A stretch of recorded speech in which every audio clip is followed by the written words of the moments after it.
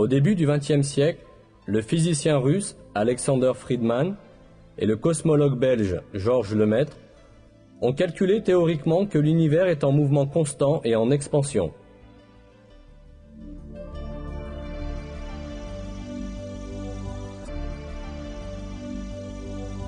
Ce fait devait être prouvé par l'observation en 1929.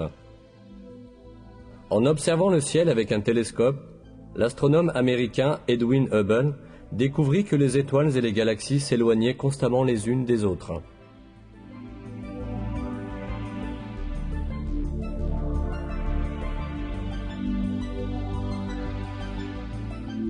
Un univers dont tous les éléments s'éloignent constamment les uns des autres ne pouvait qu'être un univers en expansion constante. Les observations effectuées les années suivantes confirmèrent que l'univers est en expansion constante. Ce fait avait déjà été expliqué dans le Coran quand personne ne pouvait le connaître. C'est parce que le Coran est la parole de Dieu, le Créateur et le Maître de l'univers tout entier.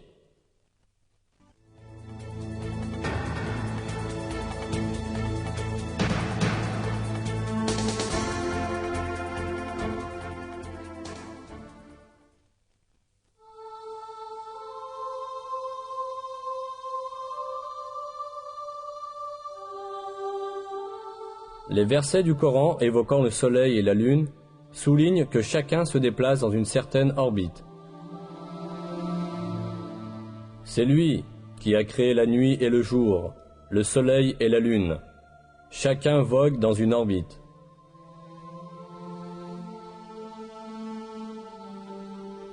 Un autre verset mentionne également que le Soleil n'est pas statique, mais se déplace dans une certaine orbite. Et le Soleil court vers un lieu de séjour qui lui est propre. Telle est la détermination du Tout-Puissant, de l'Omniscient.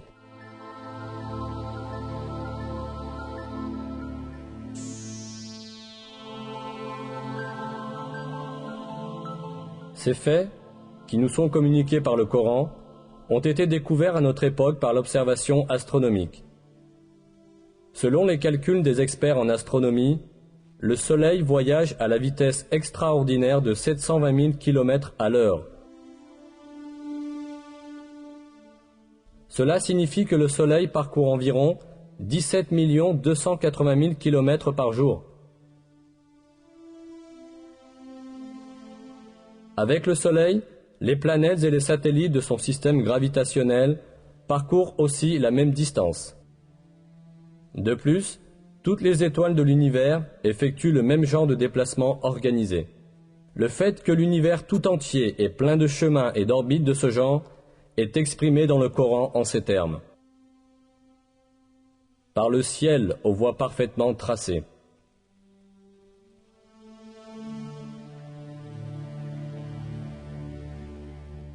À l'époque où le Coran a été révélé, l'humanité ne possédait pas les télescopes ni les techniques d'observation de pointe que nous avons aujourd'hui, et qui permettent d'observer l'espace sur des millions de kilomètres. Elle n'avait pas non plus la connaissance moderne de la physique ou de l'astronomie. C'est pourquoi, à l'époque, il était impossible de déterminer scientifiquement que l'espace est plein de voies parfaitement tracées, comme l'affirme le verset.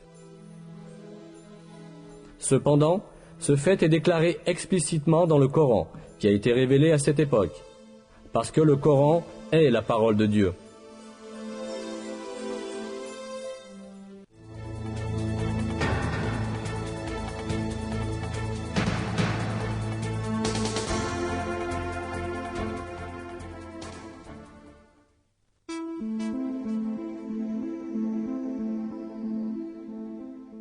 Dans le Coran, Dieu attire notre attention sur un attribut très intéressant du ciel.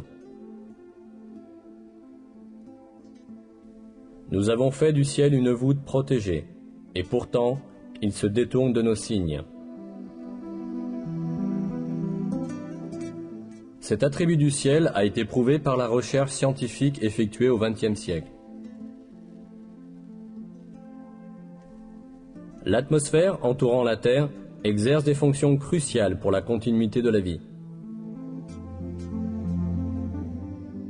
En détruisant de nombreux météores, grands et petits, lorsqu'ils approchent de la Terre, L'atmosphère les empêche de tomber sur Terre et de faire du mal aux êtres vivants.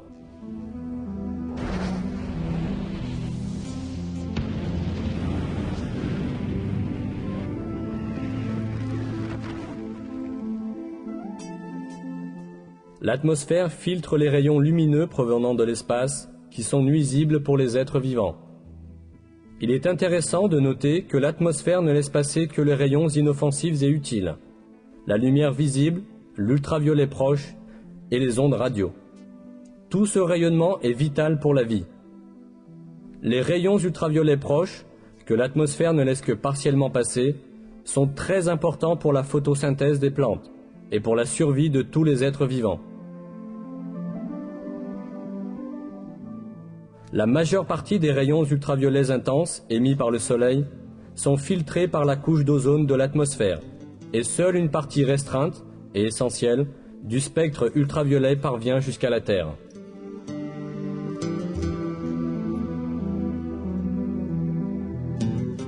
La fonction protectrice de l'atmosphère ne s'arrête pas là. L'atmosphère protège aussi la Terre du froid glacial de l'espace, dont la température est d'environ moins 270 degrés centigrades.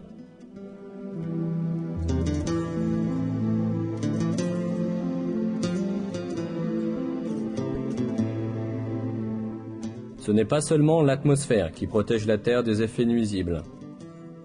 En plus de l'atmosphère, la ceinture de Van Allen, une couche causée par le champ magnétique de la Terre, sert également de bouclier contre le rayonnement nuisible qui menace notre planète.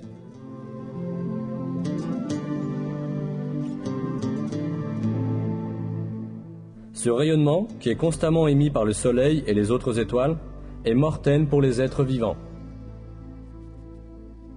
Si la ceinture de Van Allen n'existait pas, les énormes éruptions d'énergie que connaît fréquemment le Soleil détruiraient toute vie sur Terre.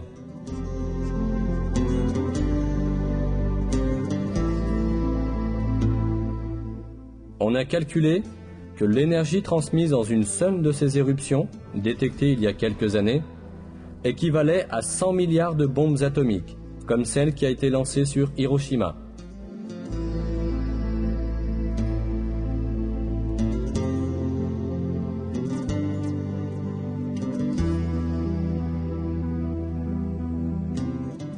« 58 heures après l'éruption, on a observé que les aiguilles magnétiques des boussoles effectuaient des mouvements inhabituels.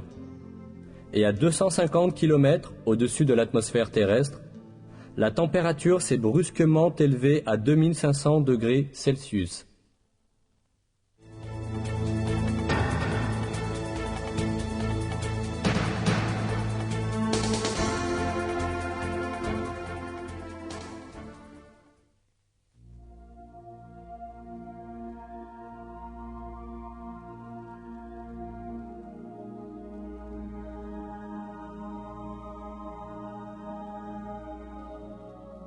Le 11e verset de la sourate At-Tariq, dans le Coran, fait référence à la fonction de retour cyclique du ciel. Par le ciel doté de retour,